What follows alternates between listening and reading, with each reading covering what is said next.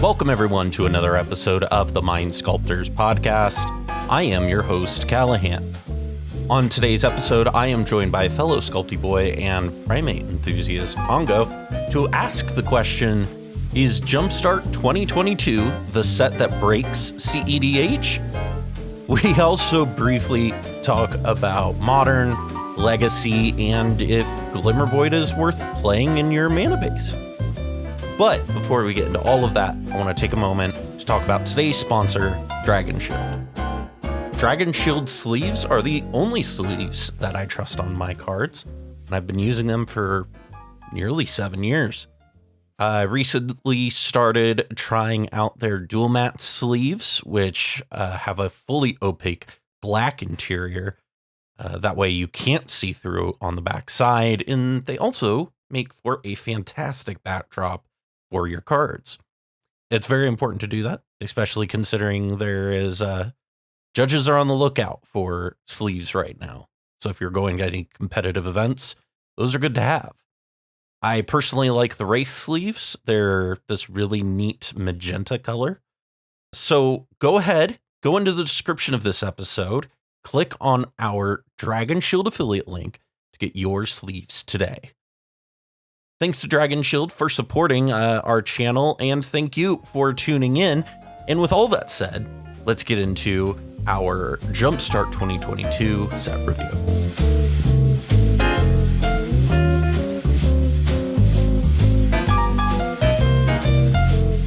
Let's start off with a Dear Sculptybois segment. This question comes from our patron, Curious Control, who some of you might know as Greg. The question is, Dear Sculptybois, what do you think about the, in quotations, weird rainbow lands? Spire of Industry, Glimmervoid, Reflecting Pool in 4-color plus mid-range decks. Is the small chance of them being useless outweigh the benefits of running 3 additional, in quotation marks, perfect lands? So Pongo, I actually think it's like a excellent question for you because, the Najeela mana base is like tuned to a T. You know what I mean? Like you have that puppy cranked. So in your experience, what is the pros and cons of all these different lands? Yeah, so I mean, you kind of have to go through each one on a case-by-case basis, which is why the question is a bit tough, but I'll try my best to be as general as possible while touching upon a couple of notable examples. The first good one I think to touch upon is Reflecting Pool, because we actually, in the Najeela Discord, discuss that one pretty often. It gets brought up pretty often. Yeah. People are always asking about it. And one important thing to consider with that card is that it's not actually mana fixing. It basically only serves as a rainbow land if you already have a rainbow land. Yeah. So typically your mana situation is going to be okay already. And so that's an issue with Reflecting Pool where, if you've got an opener that has fetch land Reflecting Pool, you're only making 2 colors of mana. If you've got a rainbow land plus any, let's say you have a rainbow land, at that point, Reflecting Pool is not that exciting because pretty much any other land is more or less going to be okay in that spot for the most part. So Reflecting Pool kind of runs into that issue, I think, where I don't rate it particularly highly as a result. I could conceivably see playing it maybe in 2 or 3 color decks where you have like really color mana intensive, like pip intensive casting costs. It could maybe work there. It might be something to consider maybe in like my like Stoneblade decks, because those are very pip intensive. Like that might be like a fine place for that. That's it. So if you've got like a lot of blue, a lot of black, and a lot of white cards, and you're playing 3 colors, then I could conceivably see you running it in that spot. As far as Spire of Industry, I think that card is quite good actually in the right decks. For myself though, if I'm playing like, as I often do, a dork based deck, then it's less good, right? Because you need to have a certain density of artifacts to make it good. So, you kind of get like the two camps, as it were, where in Najeela we play Thran Quarry, because we play a lot of creatures, and so it's really easy for that to be a rainbow land and to stick around, and Najeela produces bodies too. And Mana Dorks obviously contribute to that. Alternatively, if you're playing a bunch of rocks instead, you could be playing something like Spire of Industry, and then Spire of Industry is a rainbow land, and I think it's a pretty solid land, particularly if you're trying to cast your red, Final Fortune type effects, your Ranger Captain type effects, your Grand Abolisher type effects, while also sprinkling in perhaps some black, or perhaps if you're playing a control deck, as our listener over here might very well be playing, as Greg might be playing. Perhaps you're trying to cast something like a Delayed Blast Fireball or something, or Delayed Fireball Blast. So I think it's a pretty solid land. And then, so if you, I guess actually it's interesting because I mentioned Thran Quarry, but I think the third land that was brought up in the question is probably, Glimmervoid is actually probably the closest comparison. Yeah. And I think Glimmervoid is okay. I think, obviously it's like a pretty reason, like that's probably the closer comparison. And it has been played in the past, and generally speaking, I've been okay with it. There is like some concern, which is that artifact destruction tends to be a little bit more prevalent, I think, in certain decks. Yeah, but conversely, people do play board wipes to kill all creatures. Right. So it kind of cuts both ways. I think it's a fine include. You just need to be playing the right density of artifacts. So that's it. I think it's pretty solid. Do you desperately need it in 4 colors? Probably not. In 5 colors, you could probably make a pretty good case for it. Yeah, I think 5 colors is where those. I mean, I think my exception there is I've noticed in 3 colors that after a minute you kind of start really like, especially perhaps my mana bases are just not constructed correctly, but like after a certain point you're just like, okay, I would really like another fetchable target, please, thanks. And because we run all of these cards type or these lands with non-basic land types, non-fetchables, and it makes it. I think when you play that like a certain number of fetches, you get to a point where you're like, okay, well, I've got all my lands. That's like a 3 versus 4 color issue. Yeah, and I think that's more relevant in 3 and 4 colors, honestly, because like I think it's harder to. It's weird that 4 color decks almost have better mana than 3 color decks. As a result, I would agree with that. I would fully agree with that. I don't know that it's true. Like I'm sort of speaking a little bit off the cuff in saying that, because naturally, you're playing 4 colors, so you have higher fixing requirements. But just having more fetchable lands is something that I've noticed as well come up. Where I'm like, oh shit. I would say in my experience as somebody who's played a lot of 3 color decks and has played a lot of 4 color decks is that the difference I notice is that 4 color decks tend to be less pip intensive overall. So your mana fixing is a lot easier, generally speaking. And then 3 color decks tend to lean on a particular color really hard. And then, or particular pair. And then the third color is just kind of like, none of them are very like, no 3 color deck is evenly spread between blue, red, white, or blue, red, black, or, whatever assortment of colors it is. You're always leaning towards one particular partner pairing or Jesus Christ, color pairing. And so, I think because of that, it makes your mana really awkward because, you get your 6 fetchable targets. Okay, now how many do I put basics into my deck now? And if I am, how am I, putting these in here and in which way? Now, how am I fitting my non-basics around that? Like, I think making mana bases is just like, in my opinion, I think is the hardest part of cEDH deck building is making a functional mana base. Because it just like it is so hard to figure out what is exactly the correct like assortment. Like I can probably tell you about what the right number of lands is to be on, but what lands to be playing, I think, is the hard thing, personally. It's interesting. The more I think about it too, in 3 colors, I think a big part of the reason why you notice this issue is just like I have somewhat of an aversion to fetching shock lands because I play so many 4 and 5 color decks, and so like I almost never have to shock myself. And then when I'm playing 3 colors, I'm like, oh crap, like I actually need to shock myself occasionally.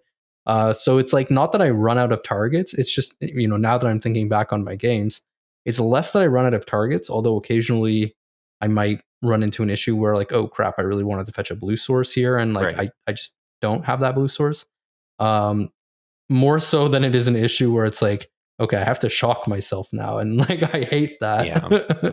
I mean, I honestly have been considering playing like a Triumph. Like, yeah, some people have experimented because with that. I think like I'm not a fan. I think in Control it's fine, because at worst it's a 3 mana draw spell, which is not great, but it's also a fetchable land that gets you all of your colors. That is pretty good most of the time. And I'm kind of the opinion that if Modern can support Triumphs, I think that we can support Triumphs. Like Triumphs are in like every fucking Modern deck. Well, but Modern is quite a bit slower of a format than cEDH, I think. Yes and no. I think I feel like it's about the same pace personally.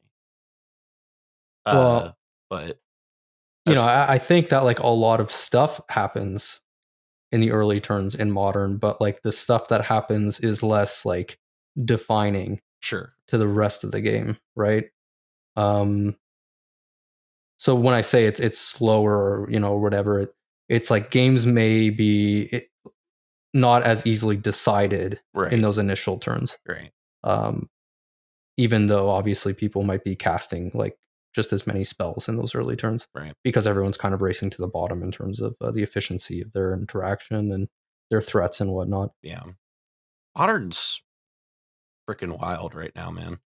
I judged the RCQ over the weekend, and it was just like, oh, you can play some wild shit right now. There's some cool decks, yeah. I think pitch spells have been really quite warping for Modern. I mean, the biggest issue for Modern is that Modern is just like Modern Horizons block constructed. That's it. Because that's it. Kes Wiley made that joke on Twitter, and then like I kind of like was like, is that really true? And then I like looked at Modern decks, and I was like, yeah, it is just like Modern Horizons like set constructed. Like it's wild. Yeah, whether you're playing the pitch elementals or you're playing Murktide Regent, like, or you're playing Yawgmoth, or you're playing Urza, or like it's. But do people still play Urza? Yeah, it still sees play. Crazy. Or you're playing Esper Sentinels. Yeah. And so I mean it's wild world. Modern is an interesting, and meanwhile Legacy is on top of it. Not sure how on fire. Yeah, Legacy's on fire. Unsure. Like, how do we deal with this initiative? White creatures too strong. White creatures are too strong. My favorite part about that is that Phil's take is the best. I 100% agree with Phil's take. Well, I agree with his take, but I also think it's funny because he's the one who introduced those cards into Legacy. Right. And the way he found them was through playing Winota in cEDH, and he tried out Winota in Legacy. Right. Because he was like, wow, this is really powerful. And then he tried it in Legacy, and he was like, oh shit, this just works here too. And it's like, yeah. Really? Interesting. I mean, so obviously I remember some of the Winota videos he was putting out, but I'm like failing to see how the initiative cards line up with Winota necessarily. Are they they're just Winota hits. And then I guess that's one of the things. But like you could be playing stronger humans, right? You would think, but I think I don't it's remember. Only the seasoned Dungeoneer that's a hit. The other one's an Orc, no? An Orc Cleric? I don't really know. All I know is I think part of it might be the fact that it like you can play them in multiples. So that might have something to do with it. But I honestly don't know enough about that deck to like have a take on it, other than like I know where it came from, and I know who kind of figured it out, and I know where he figured it out from. So it's like one of those things where I'm just like, hey, it's maybe 60 card players have been like a little closed off to things for a while. And that part I do strongly appreciate, which is that, these cards have existed for a little bit of time now. Obviously they were not on Magic Online, I think, until much more recently. Well, it's specifically like the Winota part of that, right? It's like Winota's not particularly I think like new. the White Plume Adventurer. Yeah, the Winota part, different story. Right. But the White Plume Adventurer and Season, like basically the Baldur's Gate cards, the initiative cards. I think those were kind of like latecomers, and so I can kind of understand why it took a little bit of time to iterate on those decks. But like the cards have existed for a little while, at least in paper. And the fact that now we're like figuring out that like, oh, they fit into like a really established kind of stompy type shell. Nobody plays Legacy paper Legacy. It just like barely exists. I guess actually that's fair. Not that no one plays it, but like the fact that it is less popular perhaps means that and it's also just fewer like eyes on the cards. If you're gonna try to like test your deck, like do you want to test on MTGO where you don't have access to your full deck, or do you want to like just decide not to play with the cards that aren't available on MTGO?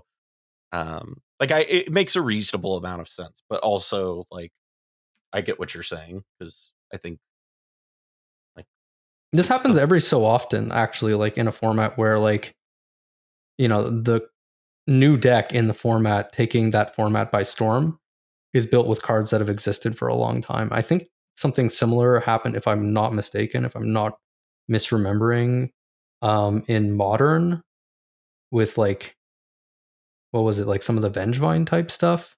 Well, that was because of Hogak.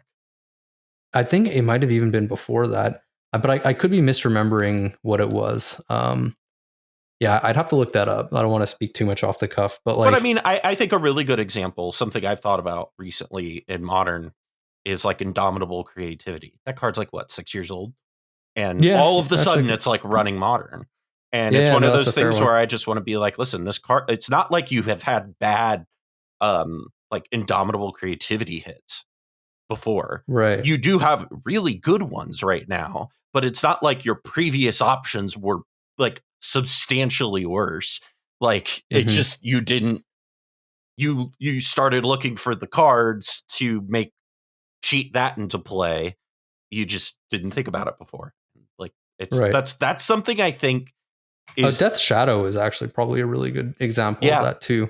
I think that's maybe what I was thinking of, where even in Legacy, Death Shadow obviously like existed forever, and like nobody thought like, oh, I'm just gonna play this as like a blue-black tempo shell, where I'm dealing a bunch of damage to myself playing Delvers, but also playing Death Shadow Modern, playing Death Shadow obviously in various different flavors. And that whole shell basically existed for a long time and has changed obviously with new cards being printed, but the original shell I feel like was not solved because of the printing of a new card. But no, it wasn't. And I mean, it was just, oh, okay, let's try this out. And I think that's kind of been my issue, is like I think my take is that I think what all this has shown to me is like a lot recently has been that I just like, 60 card players are just like kind of a little bit closed-minded and kind of just like are a little less creative, because it's like, think about Humans, for instance. I think Humans is probably like the example, right? Because it's not like any of the cards in Humans when it first came out were new. Everything in Humans was stuff that had been around for a while. And it was just like a funny deck that a guy put together. And it turned out that it was like a really good deck. And then it was like the top deck in the format for a while.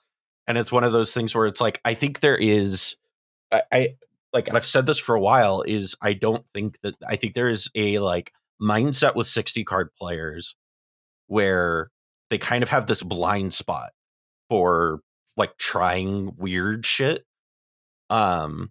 Because like sometimes the weird shit is the most broken nuts bullshit you've ever played. And you just have to try it. And it probably won't work, but you have to be willing to try it. And I think that's my biggest critique of just throw the shit at the wall. Yeah, just try stuff. See what happens. Like, you know, I feel like that's true for cEDH players as well. Perhaps I think maybe less. But I think less. I think more cEDH players are like, I do think there are a lot of people who are just on the Nas train because they just want to turn their brains off and just play Nas. And before that, it was obviously just like Hulk and Flash Hulk. But like, I mean, even then, there's still like, I think there is way more people who spend their time brewing in cEDH than there is in like 60 card format. Right. Like, and I brewed some like funky decks where I'm like, I'm never actually going to play this, but it's like, this is a proof of concept. Right. And anytime someone suggests a card, I try to articulate reasons why I don't think it's, if I don't think it's a great idea or a great card, I articulate reasons why I think so. And then I'm like, but try it out, because like, what do I know? Like maybe I'm missing some arguments, or, I'm kind of an empiricist in that respect. I really, go based on my experiences playing cards, as to whether or not I feel like, they belong, whether or not they should continue to be played, and how effective they actually end up being. It's very, very true about you. And then there's me, where it's just like, I have an idea and I would just want to prove my idea correct. And it's just like, you can't play that in Commander. A lot of cEDH players are like that too. Yeah, a lot of cEDH players are like that. People told me I couldn't play Stoneblade in Commander, and I said, fuck you, I'm doing it anyway. Right. Yeah. No, I mean, but it's true. A lot of, and it's not just you. There's a lot of cEDH players like that. Yeah. And I think that it's an interesting dynamic of the format, where as a result of that, you can find yourself very, very often in weird situations. And I feel like that is one of the defining features of cEDH, and one of the reasons why it's so engaging, and why people come back to cEDH, and people, don't necessarily find themselves getting bored with it. It's because of the fact that so often people are bringing these kind of funky decks because they have something to prove with them, or because like they just enjoy playing that deck, or they identify with the commander or something like that. And then it creates a whole new texture in the pod. Yeah. And it creates this weirdness. And you have to navigate that weirdness. cEDH games are not like a lot of 1v1 games where you can practice specific matchups that you expect to see in the top 8, because every so often there's going to be, what was the thing that made top 16? That was like the Deserts commander. Yeah, exactly. Well, that's exactly what I had in mind, right? Hazizon or whatever his name is. Zazon or whatever. Hazizon Tamar or something. But that's it, and like, you may not know what that deck does. You may have to learn on the fly what that deck does. And, there's also the Umezawa that we saw at Mox Masters just recently. Well, I mean, like, honestly, one of the things that we're talking about it like, just like a thought, is that like one of the like best like best pieces of advice I can give to somebody is that if you play in a meta where it's just like, it's only turbo, or it's only like one particular thing, is just walk in with something really fucking wild and like tune it and try to make it the best it can be. But like, walk in with something really off the wall, and people will not know what to do with it. And then you might not win, but you'll disrupt the meta enough that you can like get footing in that. If you're having trouble finding footing in things, where like sometimes just being disruptive is enough to cause enough of like a disruptance in the way like people's play patterns that you can grab a foothold, and you just put people off balance is kind of what you're saying. Yeah. Like, it's just, sometimes you just throw them off with some weird shit, and then like, it sounds dumb, but I don't know. I mean, if nothing else, it can certainly spice up your life a little bit. Yeah. So, if you need that And trust me, there's nothing better than sitting down at a tournament table and people looking at your commanders, and the whole table has to sit there and, can I read your commander? Hey, can I read your commander? So how does that work? And it's just like, the entire event, and except for the two people who you knew at the event who helped you build the deck. Right. That was my experience at Oktoberfest. Was almost nobody knew how Arden worked. That does what?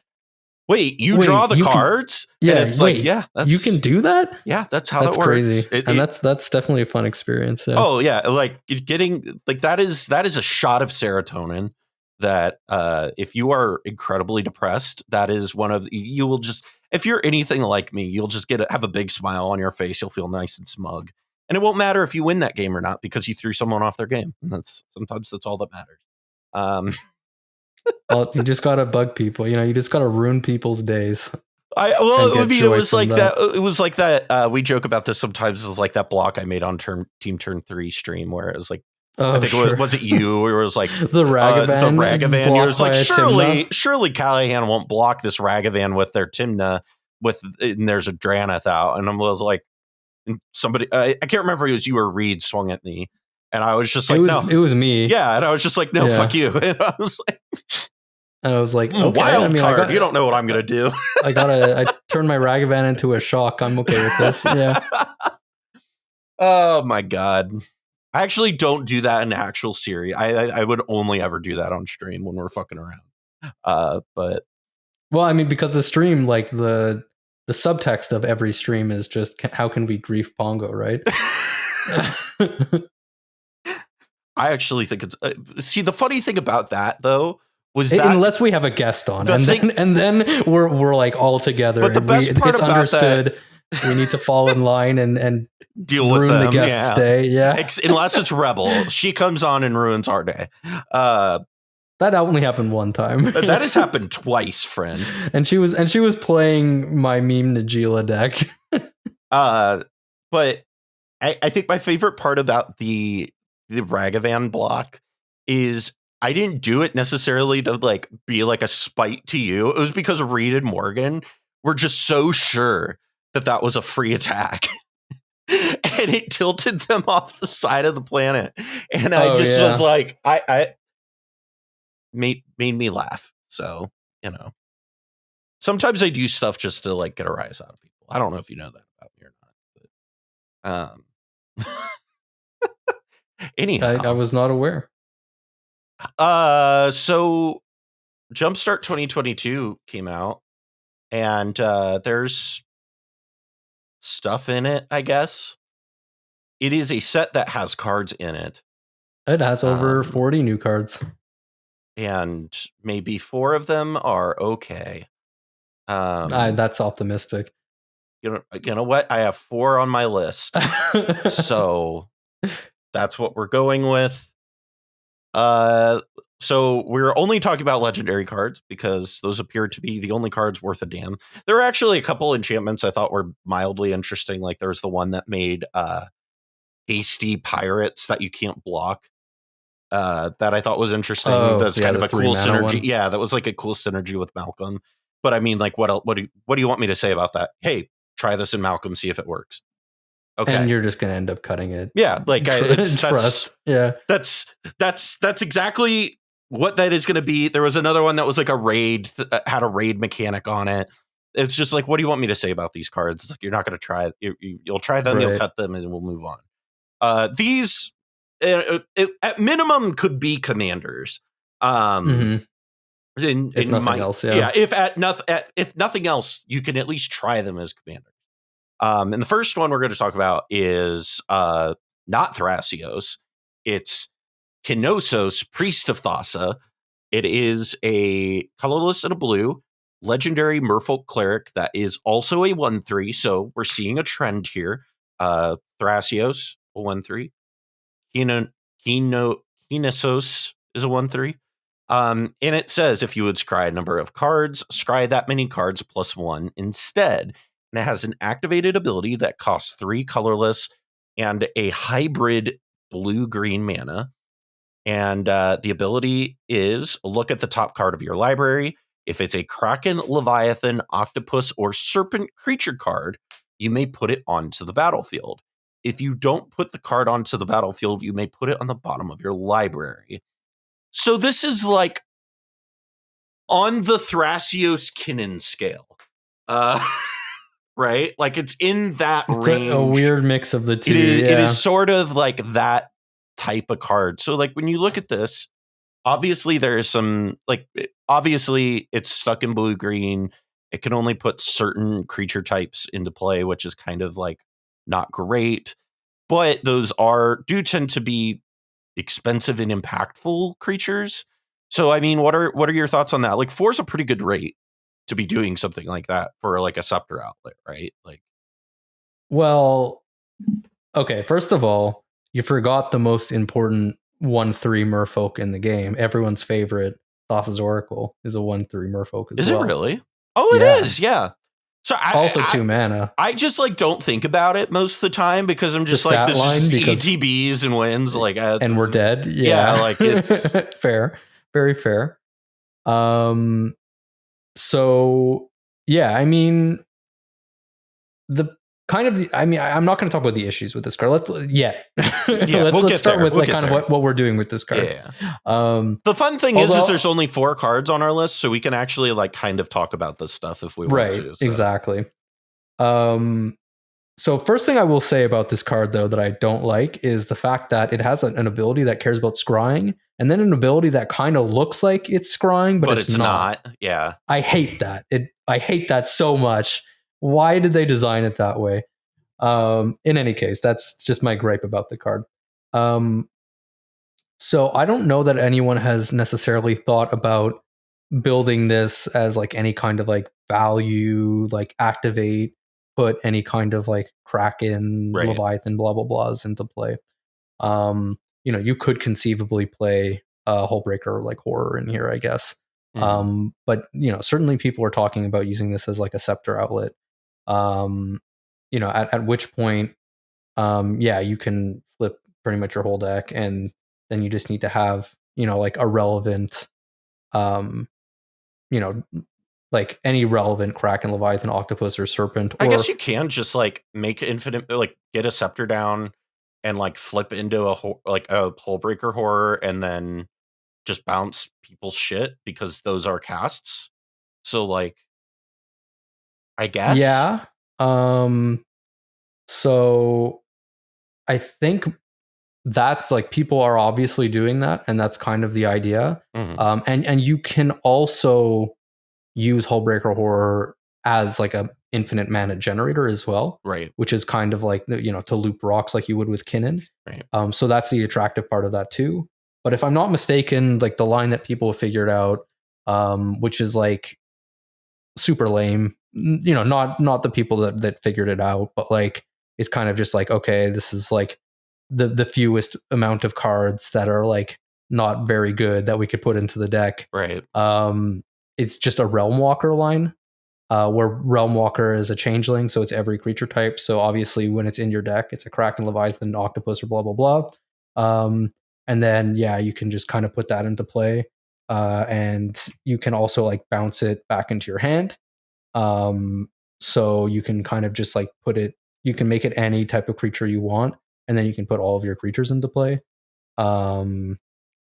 So you do that, and then you put like a Spellseeker into play, and then you win. And it's like, okay, cool. Yeah, I guess that works. I guess that's how you build the deck. All right.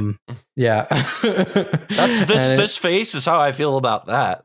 Yeah, that's it, right? Because now we get into the issues with the cards where it's like, okay, like I'm not doing anything neat. I'm kind of just trying to do the least amount of build around possible.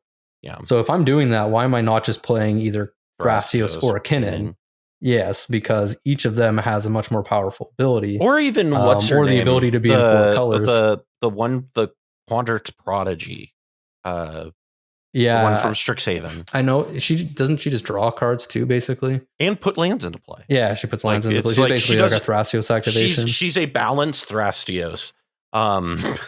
But for colorless mana or also for colored mana? I think there is colored mana in there. But so at that point, I actually think that this might be a little bit better. yeah. Just because you do have the cheeky line of like Worldly Tutor and then cheat in Hullbreaker Fair Horror. enough.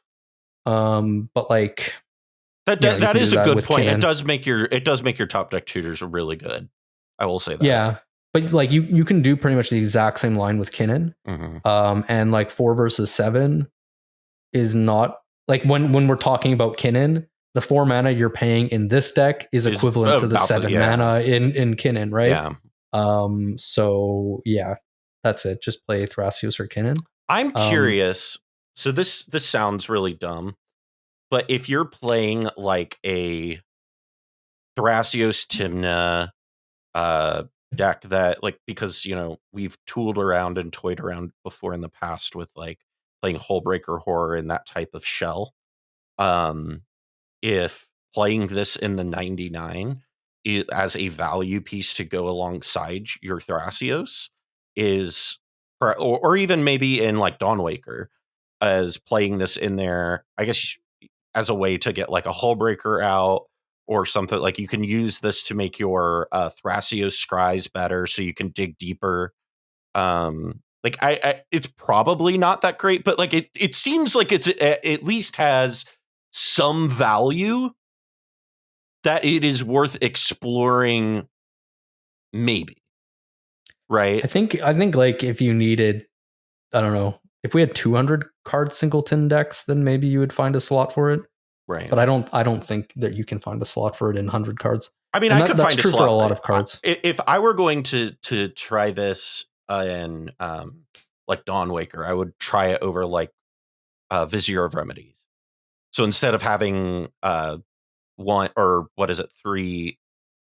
devoted druid outlets, I would do it with 2.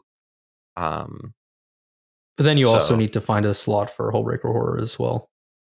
Right. Sure. Yeah. This is not like a 1 card slot type deal. It's a 2 card slot. And then you're basically saying that I need to have like my Mana Crypt or Soul Ring in play because that's already not a deck that plays a high density of mana rocks to loop with.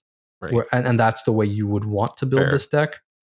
So you kind of are upping the requirements a fair bit. That makes sense. Maybe, okay, Greg, hear me out. Maybe this is for Curious Control. Greg, feel free to comment and let us know why maybe this does or does not belong in Curious Control. I mean, I do think like at minimum this like synergizes with Thrasios in a really positive way, and I think that like for the like Dawnwaker style decks that do want to like dig and use Thrasios to dig to find pieces, like being able to scry 2 instead of 1 is like actually relevantly huge. It enhances your scry effect, right? Mm-hmm. Which means that 1, you need to have this in play, 2, you need to have Thrasios in play, and 3, you need to be at the stage of the game where you can be activating Thrasios. Mm-hmm. And considering that this does not contribute to getting to that game state in any way, I feel like it's too optimistic for me. Yeah. God damn it. Yeah. I'm gonna put build fucking Dawnwaker Thrasios, aren't I? You should. It's a sweet deck. Well, I've actually wanted to play it for a while, and so maybe this is my excuse to play it. Is this merfolk that listen? You know me. I pick up on like really weird fringe bullshit, and I'm like, maybe this works, and then I just like run with it until I kill it. But I don't know. I think at minimum, like it adds something to the Thrasios game plan, so it's at least worth like playing around with the slots, maybe. But I don't know. Ian, tell me why I'm wrong. I'm probably wrong. I'm usually wrong, but that's okay.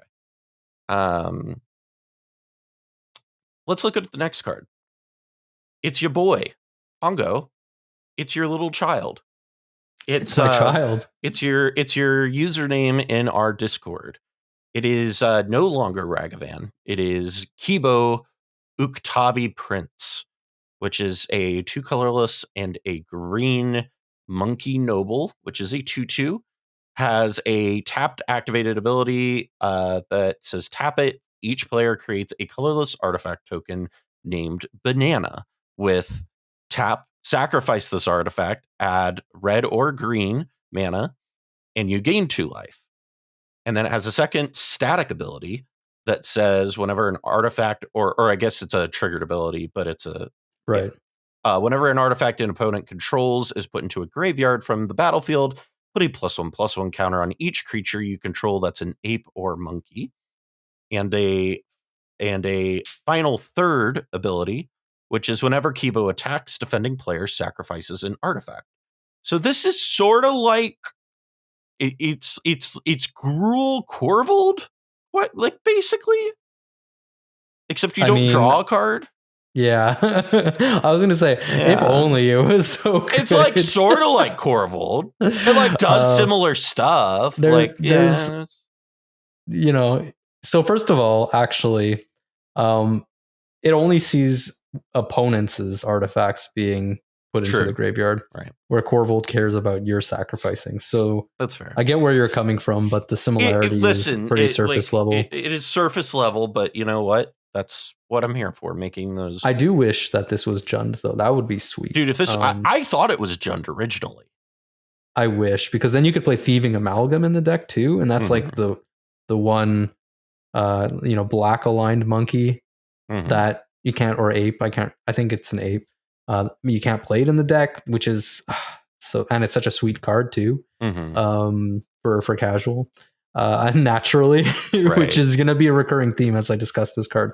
But first of all, before I get into that, I just wanted to mention, I don't know how I feel about the implication that I am one of the monkeys in the art of Uktabi Orangutan, when you called this card my child. Unless you meant to say that it's my brainchild, in which case I'll accept that. That is certainly what I meant. I don't think you know what? No, you're that little monkey that's in the right that's like peering around the bananas. Okay, I accept that too. So what is there to say about this card? So there's like 2, I guess, different conversations to be had here. And I'll start with the one that I guess is more interesting to me. But the one I will get into later is about the viability of this card in cEDH, because I have actually seen this deck played in cEDH, and I've seen multiple builds of it in cEDH. And, while I don't think it's going to shake up the meta or anything like that, it does do some stuff that could be interesting to discuss. There's actually like a couple new Gruul commanders have been printed this year that I've played against, being friends with Surreal, and I've been like, oh, this is like actually like worth paying attention to. Like, this is a good deck. And like Minsc and Boo, Timeless Heroes is one of those. And I think Minsc and Boo are a lot stronger. As much as, people who know me will know that I will simp for any, ape, monkey, tribal card. For the listeners, can you explain that? For people who aren't familiar with the lore of Pongo. The name Pongo literally comes from Pongo pygmaeus, which is the Bornean orangutan. Okay. It's a scientific name for the Bornean orangutan. And just because, I'm very fascinated by apes, why wouldn't you be? They're our closest cousins. They're beautiful animals. They're, that's it. I don't really feel like I need to justify it. Well, I mean, you don't need to. I was just curious, like, I was, if there was like a meme behind it or not. A meme behind it, or? Well, listen, you've existed in the cEDH community for a long time. Sure. So I wasn't super familiar with the Pongo lore. Right. Well, interestingly, I was really into them before Return to the Monkey even became a meme, and so I can claim that I was into Monkey before it became cool, right? I'm the original hipster. There you go. Was the first to return to Monkey. So yeah, about this card. Naturally, I built the deck pretty much the second it was spoiled, and I built it for casual. Not because, I said like, oh, this cannot possibly be built for cEDH. It's literally impossible, so I'm not going to bother. But because I was actually interested in playing it for an appreciable amount of time. and not just like put it together, lose a bunch of games, and then get frustrated and never play it again. So I built it at a power level where I said, okay, this will actually be fun for me to play, right? Because it will actually contribute meaningfully to a game, and it will, I'll be able to create interactions that are fun for me repeatedly. So yeah, this is sort of now the de facto ape monkey tribal commander.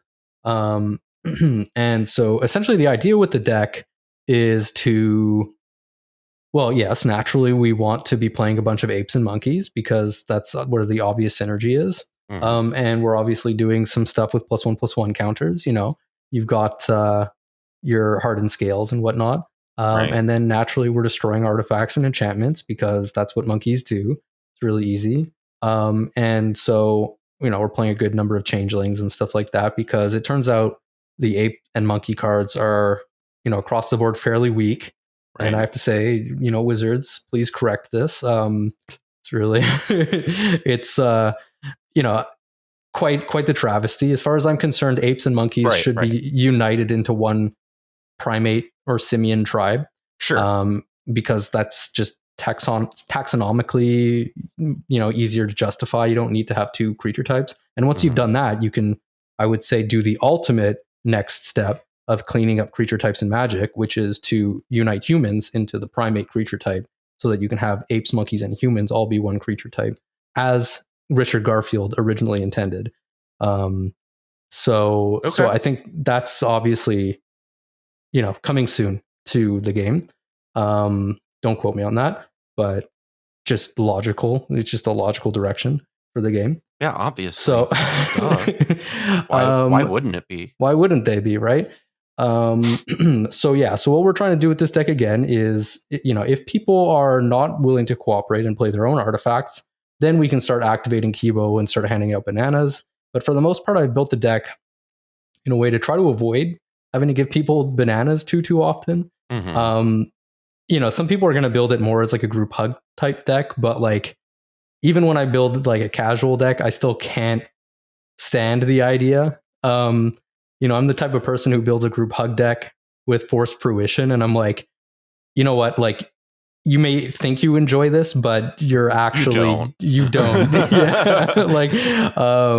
And so similar story here where that's it. I'm trying to activate Kibo the least amount possible and actually swing with Kibo the most amount possible and destroy people's artifacts that way. Right. And so on top of that, you're just basically playing a bunch of good red and green cards. And how does the deck actually win? Well, the monkeys get big really, really fast, as Fenix can attest to.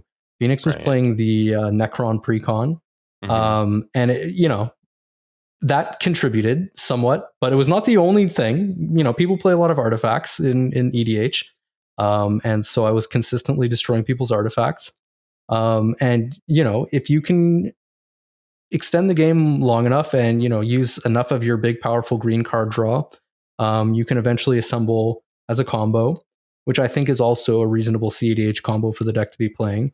Is Mycosynth Lattice plus like a Vandal Blast type effect, or like Mycosynth Lattice plus Karn, because Karn kind of makes a lot of sense in the deck too, because then you can hand people out the bananas as much as you want. They can't use them, and they can't use them. They must look at the bananas, but only I can have the bananas. You can't eat the banana. You can't eat the bananas. No eat, only hold banana. No eat, only hold. Only hold. Yeah. So that's it. Kibo, great commander. What can I say? Look out for it at an EDH table near you soon. I'm sure it's gonna rock the table, and you'll be totally surprised by how powerful those monkeys get, because they get very large. And anyway, so as far as Kibo and cEDH is concerned, I suppose that's what we're all here for.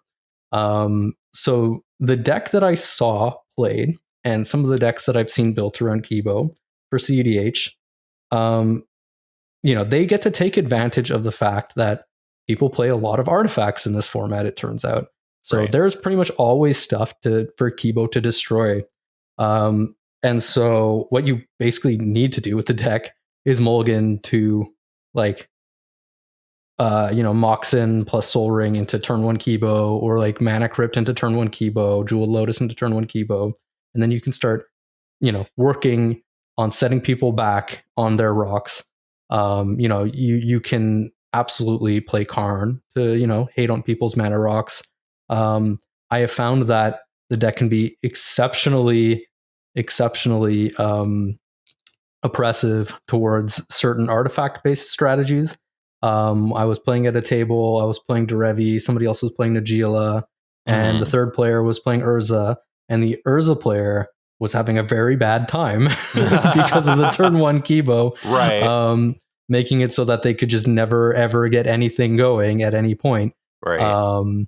So, yeah, the deck can be very powerful in that respect, and naturally is also going to be playing an additional small amount of other artifact hate. So if you're playing one of those types of strategies, be a little bit wary of Kibo, because it's kind of just, free removal. And that's what it's going to try to do. And it wasn't playing quite that many monkeys and apes. And, that makes sense to me because those cards on the whole, as I was saying earlier, are not very strong. But it's kind of tough because it needs to play some amount of them, because that's still kind of the easiest win condition for the deck in my experience. Right. Especially in Gruul colors, like you're not assembling breach combos very consistently, even though you can include them, but it's just so hard to get all the pieces online. And you can't tutor for your A plus B like Mycosynth Lattice combo very, very easily. So like you play it, but like, because the individual cards obviously like are justifiable in the deck. Right. But like it's still tough to actually assemble it. So like, what am I doing if not just playing a bunch of, cheap monkeys and apes, making them get very, very large, and then playing like a bunch of kind of like stacks and disruption, and then pressuring the table that way. Right. And naturally it has limitations. If you have good draws, then you might steal a game here and there. But on the whole, it's not a particularly compelling cEDH option. Right. But very, very fun commander, and especially for casual, but also even in cEDH you might have more fun with it than you would expect. And I hope that Wizards sees the error of their ways, and right, for sure. They, like I said, we just get the Grand Creature type update number 2, and we get apes and monkeys and humans combined into the primate tribe. And then it's a great deck. All will be well. Yeah, because once Thalia starts getting counters from destroying people's mana rocks, it's pretty good. I suppose. I guess you can't play Thalia in the deck. See, and then the deck you would also need to reprint the card as a 4-color commander, Sans Blue. There you go. Sans Blue, like the original color combination, instead of being about like, what is it, altruism or whatever, it should have just been Return to Monkey. And that's when they should have printed the original Monkey. All right, shall we talk about the next card? I have no words. I know, I just like that was a verbal diarrhea, but listen, here we are. Monkey. So don't mind as Pongo just moans about monkeys over in the corner. Next card on our list is Mizzix Replica Rider, which is it costs 4 colorless and a red goblin wizard, and it's a 4/5 that has flying and the ability that says whenever you cast a spell from anywhere other than your hand, you may pay a colorless or a hybrid blue-red. If you do, copy that spell, and you may choose new targets for the copy. If the copy is a permanent spell, it gains haste, and at the beginning of your end step, sacrifice this permanent. So, technically, if you squint hard enough, it's a scepter outlet. It doesn't get anything. What? But it is a scepter outlet if you squint hard enough. Is it though? It is technically, because it will copy your dramatic reversal. But you were already making infinite dramatic reversals. That's what I said. Is if you squint hard enough. Okay, I understand. So not at all. Okay, so yes, I get it. It's like the episode of Seinfeld where George could see Jerry's a girlfriend kissing his cousin, but it wasn't that at all. Right. But when I squint, I have perfect vision when I squint. No, so this card obviously is kind of interesting. Probably won't do a whole lot, but has some interesting synergies with a lot of the impulse cards that have been emerging in the red side of the color pie.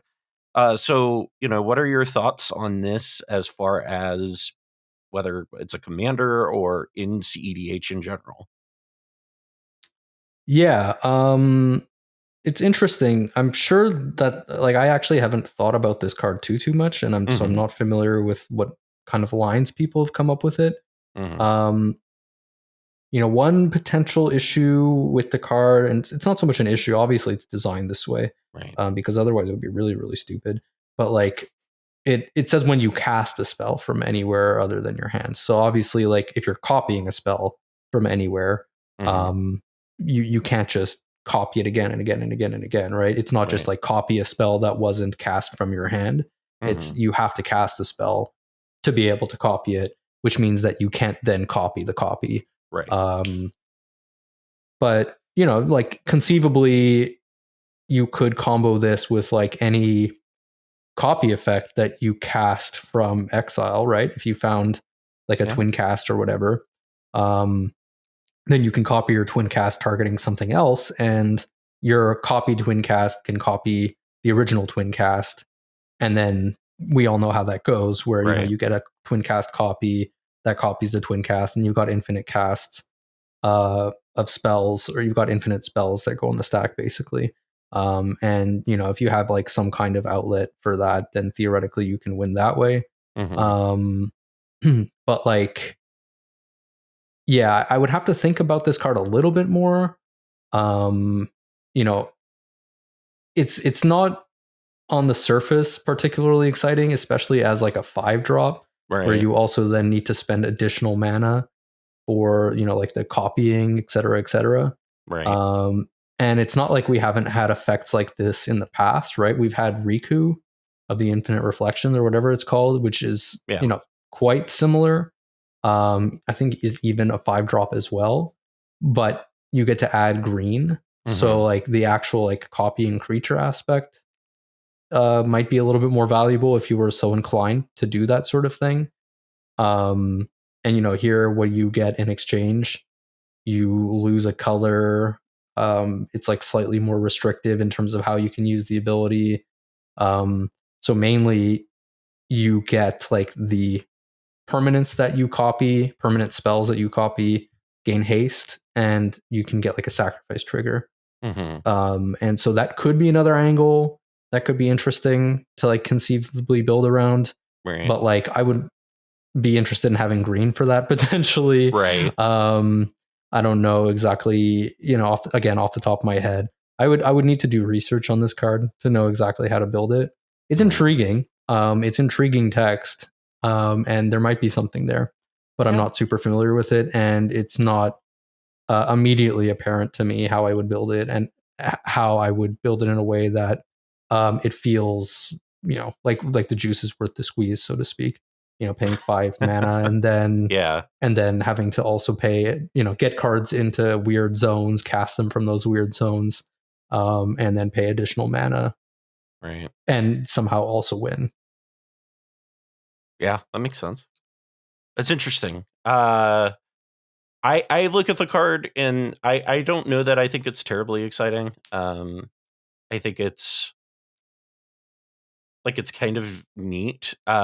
The issue is the cards that I actually think it would do best around, it can't play in those decks, specifically Prosper. Right.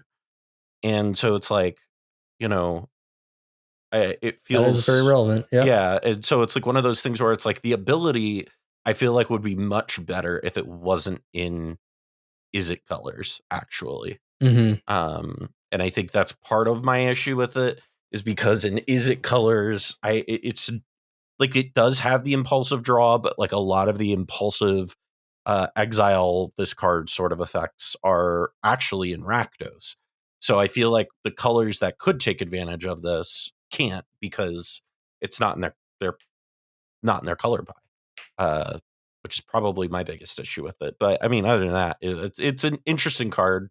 Be a fun, like, casual deck to build, I think, maybe, which I feel like we've said about a lot of these. But well, so I mean, there are this ends up being different from like the Rakdos version of this deck, because blue gets to cast a lot of spells from the top of its library, and I think that's kind of the intention with this card. Yeah, that's fair. But you know, that still requires like a good amount of setup. It's not like a self-contained, you know, kind of arguably busted engine, right? Like what you correctly identified in Prosper, where, you know, Prosper just kind of feels like similar concept, but I think just on the whole much more powerful.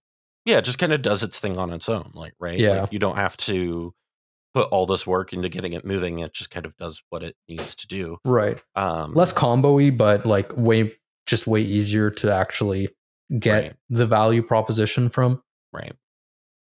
It's very interesting. I like I said, I like Izzet commanders. I've always been a fan of like stuff like Joyra and stuff like that. So I'm always kind of like interested in when these things come out and like exploring them a little bit. The problem is that I also am spending all of my time researching Arden stuff.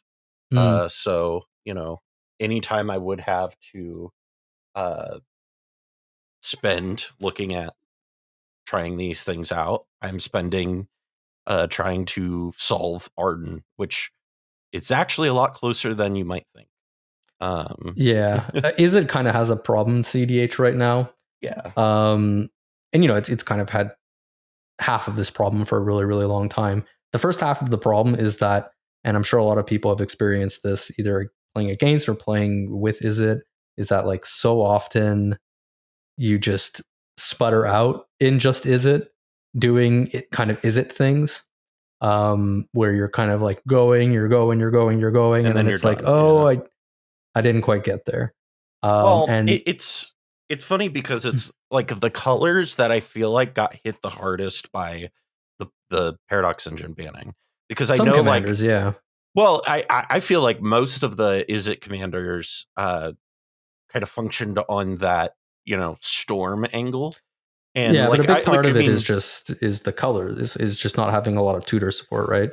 Right. It's hard to actually like kind of be spinning your wheels and, you know, deterministically get there when you need to hit both mana and payoffs, and like you can't tutor for specifically the things that you need when you need them. Right. You know, in terms of like, what is it, a specific payoff, whether it's a specific payoff or a specific piece of mana that you could need. You know, but and then the other half of the problem that I was getting to is that, you know, there's Quark Sakashima now that exists. And so like you kind of weigh every Izzet commander against Quark Sakashima, and it feels like for that type of strategy, most of them, you know, at least in my opinion, compare very poorly. Yeah, they just don't hold up. You know, it's funny. It kind of reminds me of actually somewhat of the issue Modern had with what's it called, with Splinter Twin back in the day. Was the banning for Splinter Twin wasn't so much about the power of Splinter Twin, so much as it was there was no incentive to play any other Izzet deck, right? So you couldn't play Gift Storm because there was no it was just a worse Izzet deck. It was homogenizing for blue red like tempo control combo decks. Yeah. And so it's kind of interesting where I'm not like saying that like Quark Sakashima needs a ban, but I do think the power and the fact that it's gotten solved sort of kind of leads me to go like, you know, oh, it's kind of homogenized that color combination into, well, if you're doing this in cEDH, it's kind of hard to justify these other ones because here's this one that does it really, really, really good. And, you know, trying different things is kind of harder to do. Whereas I feel like in other color sections, you can like sort of justify what you're doing. Like in Esper, for example, right? Like when I'm playing Arden Silas, I can at least fall back on the, okay, well, I'm doing a specific thing with this commander, even if it isn't, you know, like whatever, or you have the same thing with Zur, or, you know, whatever commander you want to look at. But I feel like with Izzet specifically, is that it is primarily a storm color pairing. So when you once you get a commander pair that is like the best way to play storm in that color, it makes it very difficult for you to justify playing anything that isn't that. If that makes sense. Yeah, no, I agree. So that's my thoughts. So ban Kark. Not just from specific tournaments, but from the format. Just ban Kark. It's fine. Love you again. Our last card here, and is really why we're even having this episode. Oh yeah, if we're being honest, I lobbied for the whole episode. We were literally the monkey. We were literally in our Discord chat, and we were like, "Do we even talk about this?" And we're like, "Maybe we do, just so we could talk about this one card, the rabbit, the monkey rabbit episode." Yeah, and it's Preston the Vanisher, which is a 3 colorless and a white rabbit wizard that has 2 power and 5 toughness. And it says, whenever another non-token creature enters the battlefield under your control, if it was not cast, create a token that is a copy of that creature, except it is a 0/1 white illusion. Also has a second ability that is activated ability that costs a colorless and a white, and you have to sacrifice 5 illusions. Exile target non-land permanent. So Pongo, you're not allowed to talk about the game we recorded because that will be coming out in the future. But spoilers, this makes an appearance in one of our Sculptybois gameplay videos that will be coming up in the new year. Mm-hmm. But with that being said, this card is nuts, actually. It's a pretty sweet card. I don't know that I would say it's nuts per se. I mean, in specific places, it's really good in like the pod style decks. Right. It does solve a lot of problems that I'll get into. First thing I kind of want to talk about is like, where do you play this card? This is when I say it's not nuts, it's because it's not a generically good card that you just jam into any deck. In fact, it's possible that like this doesn't really make it into many decks at all. Maybe this only makes it into a single deck. Maybe it makes it into no decks, after testing.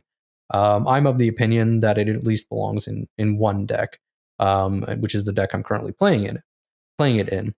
But I do know that people are experimenting with this card, for example, in Rocco, because oh shit, does this solve the Sans Red pod line? Not for every deck. But I will get into that at least for. I'm literally sitting here and I'm thinking about like Thrasios Tymna Rector Fit, and I'm like, wait, does this solve that line? So one issue that it kind of has in other decks, let's take Thrasios Tymna for example. Sure. Once you pod into this, let's say off of your 3-drop, how are you untapping your pod after? Right. That's just kind of an obvious problem. So like probably what you're doing, because the sort of most obvious combo with this card is to get a Felidar Guardian into play, whether it be off of a pod or off of, a Court of Calling or off of a Rocco or something like that. You're trying to cheat it into play by not casting it. And then what happens is you get a copy of Felidar Guardian because you get the Preston trigger. So now you have a Felidar Guardian that you put into play, a real one, and you have a cloned one, the Illusion, and you have the real one target whatever, let's say a land, and then you have the clone one. Well, the real one can't target anything. I guess it can because it can target whatever another one. Yeah. There's another one on ETBs, yeah. Well, so it ETBs and that triggers Preston. Right. The other press, the copy. Yeah. The copy is the one that is allowed to target Felidar Guardian. Mm-hmm. So you have the Illusion copy the original, while the original has targeted a land or, let's say your Birthing Pod or whatever, anything that you have in play. And then you get to flicker both. So originally you'll flicker your land, or actually, yeah, I guess in reverse order. Originally, you'll flicker your Felidar Guardian, and then you'll end up getting a second illusion. And you get to kind of just do that over and over again, accumulating illusions if you're kind of following the logic of that, where you're repeatedly flickering your Felidar Guardian and getting Preston triggers and making more Felidar Guardians. And then your original one, because it keeps getting flickered, gets to target any other permanent in play that you control. So like a land or whatever. So you can easily make infinite mana that way, and you can easily make infinite illusions. And in and of itself, without any other inputs, that already at minimum gives you infinite mana. It's very close to winning the game in most decks. Well, it gives you infinite mana. It gives you infinite 0/1s, which the 0/1s is not necessarily super useful, but Preston is an outlet for infinite 0/1s, right? If they're illusions, you get to then sacrifice them to exile a non-land permanent. So at minimum, you get to just remove everyone's non-land permanents. So that's already a decent base case. Getting all those 0/1s, and then also which you can use later, right? If somebody decides, if they have the gall to play another non-land permanent at any point in the game, you just zap it immediately. But also you get infinite mana. Now let's also think about, what are other things we can do with this? Well, we also, let's say, have a birthing pod in play. So we get to flicker the birthing pod, and now you can pod into something else, and maybe that something else can be an outlet for infinite mana.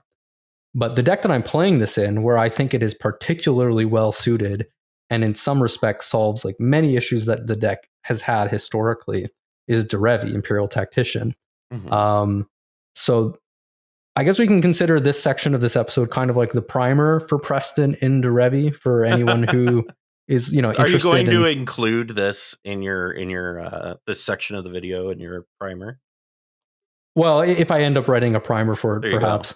Yeah. Or I'll just post this in the Derevi Discord and tell them to skip to this part of the video. There you go. So in Derevi, there's a number of unique interactions with Preston, and I will get into those in a moment. But at minimum, with Birthing Pod, what ends up happening with Derevi is that once you've made infinite mana, infinite illusions, you can untap your Birthing Pod, and then you can sacrifice Derevi, and you can go get a meal, and then you can arbitrarily restart the loop for infinite mana, infinite untaps, and infinite taps, which means that you can tap all your opponents down, while you're pulling off the combo, but also during their upkeep. So you get to remove all their non-land permanents, you get to tap them down in their upkeep, you get to flicker everything as you want, and you can kind of do this over the top of theoretically any interaction that people would have. But if you have like any other CMCs in play and you still have Birthing Pod, let's say you have like a 1-drop in play, you can go up the pod chain and you get all the clones while you're podding into all these things. And then if you also have a meal, which, you're playing in that deck anyway, because the deck, sort of historically has transitioned to playing a meal, Gaia's Cradle type lines, where you flicker to Derevi and untap your Gaia's Cradle and make infinite mana. So if you're going up the pod chain, now what we can do is we can put infinite Draneth Magistrates into play, which is pretty good. It turns out we can put infinite Aven Mind Sensors into play because, people might want to tutor at some point. We can put Lavinia into play. So like nobody can play their free interaction when we're trying to go off, or when we're trying to lock people out at various points in their upkeep, if we need to do that. We can get infinite Gilded Drakes if we need to. You can put Spellseeker into play, and you can flicker Spellseeker and Eternal Witness, and that just gives you all of your interaction, and you get to do it infinitely. And it's pretty much everything you've ever wanted to do in Bant with flickering. It's just a circus of value and interaction and locking down the table. Welcome to the carnival of value. Yeah, so Ranger Captain's a pretty broken card, but why don't you have, a billion Ranger Captains so that you can silence everyone in their upkeep? There's a number of different ways that you can assemble this combo. Obviously, Birthing Pod is one of them. You have classic Yisen type lines. You've got your Finales, your Neoforms, your Eldritch Evolutions, your Court of Callings. All of these cards can contribute to assembling the combo by just cheating the Felidar Guardian into play. Or I say cheating as if, most of these things are putting them into play for cheaper. In many cases, yes, but Court of Calling that is a little bit pricey, but Derevi, simplifies that by being a mana engine. And so you've got all those different angles to assemble the combo. Right. That makes it nice and neat and pretty easy to do. You've got cute interactions with, if you just got Preston in play, if at some point you desperately, if you're, let's say, unable to combo for whatever reason, or if you need to, politic a situation where you say like, okay, I won't try to win here because I know you've got interaction, but we're worried about player C. So just let me, put 2 Ranger captains into play, right? And that way I can make sure that the game is extended and, I'm not trying to win, but you are kind of still putting 2 1-drops into your hand, and it's a deal with the devil type of situation. Right.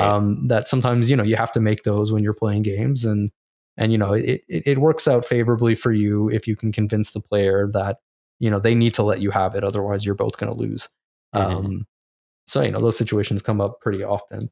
But in addition to that, there's things like, for instance, if you've got Preston in play, you've got a fetch land. If you fetch into a Dryad Arbor, or if you play a Dryad Arbor from hand, you get 2 Dryad Arbors, because Dryad Arbor is a creature and you fetch it into play. And if you played it even from hand, you didn't cast it.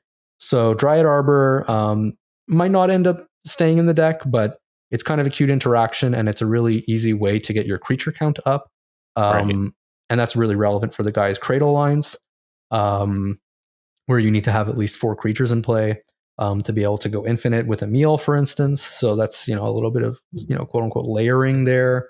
And then there's sort of this last, I would say, not actually super niche or like overly cute line, because it surprisingly actually does. It has come up for me already a couple of times.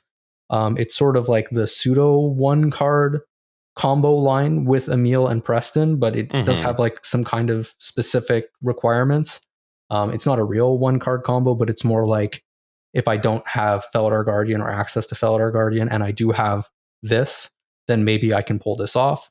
And that's what I call the Bloom Tender line, which you can do with Bloom Tender or Fabro Elder. So if you have a non-summoning sick Bloom Tender or non-summoning sick Fabro Elder, both of these mana dorks, great mana dorks in Derevi because they generate 3 mana and you can untap them with Derevi. So you're pretty happy to play them just kind of no matter what.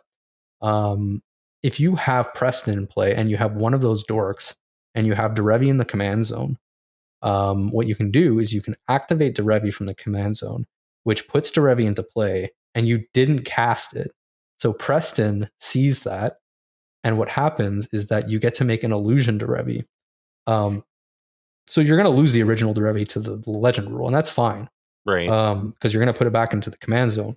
But what you will net that's really valuable is 2 Derevi triggers for the price of 1, which you can use to make infinite mana with Bloom Tender or Fabro Elder by just untapping it twice and floating 6 mana. So now you've paid 4 mana to make 6 mana, and you've also found yourself in the exact same original state where Derevi's in the command zone. So you can see how you then subsequently just activate Derevi again, and you can make an arbitrary amount of mana and eventually convert that into an arbitrary amount of untaps. You are unable to net illusions this way because they're legendary creatures. So you can never go over the 1 that you have in play.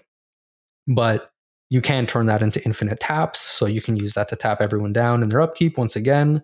And if you have any other outlet, whether it be in your hand, if it's a finale of devastation or something, you can just win there, presumably. Or if you have some kind of tutor chain that you needed a lot more mana for, then you have that as an option.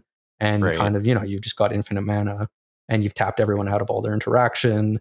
So, you kind of just have increased the amount of options available to you as a result. So it turns out that Preston solves this major issue that I have found the deck has had in the past with the Emil lines, which is that it's very easy to tutor for creatures in Bant. It is comparatively hard to tutor for lands. And it is comparatively hard to tutor for both creatures and lands at the same time, without, kind of overloading your deck with just a ton of tutors. So having Gaia's Cradle, having enough creatures in play, having Emil, having all those pieces at the same time is doable, obviously. And so the deck did do that for a good number for over a year now, good while.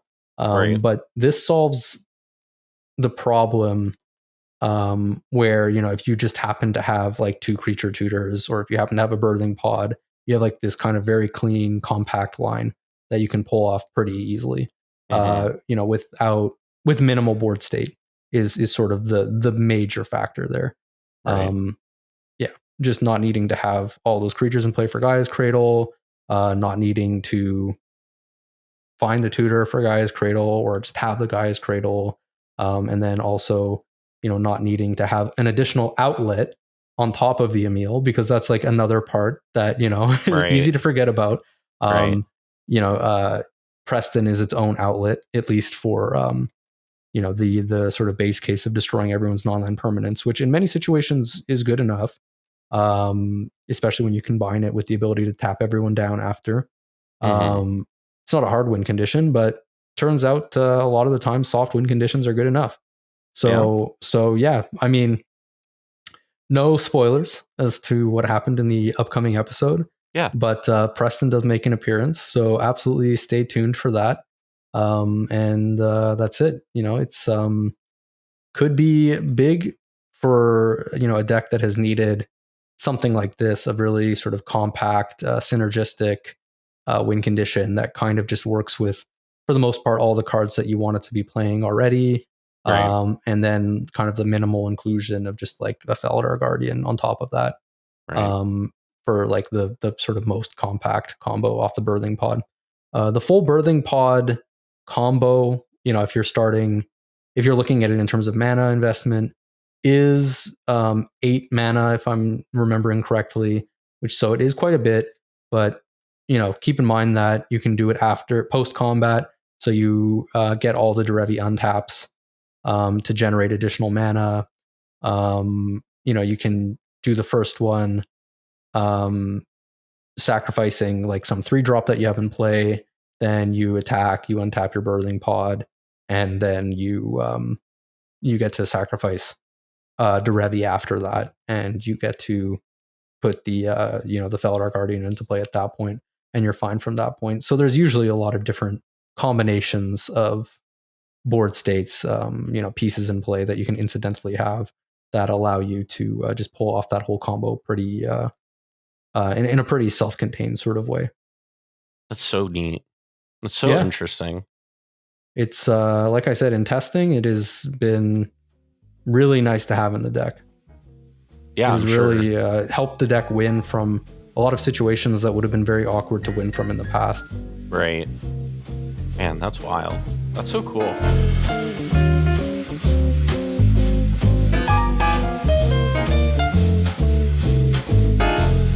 Well, that about wraps things up for us here today on this week's episode of the Mind Sculptors. Thank you for tuning in. If you liked this episode or any of our other episodes, please make sure to rate the show on whatever podcast platform you are listening on. Or if you are watching or listening on YouTube, go ahead and hit that subscribe button and tell us down in the comments what your favorite part of the show was, or just your general thoughts.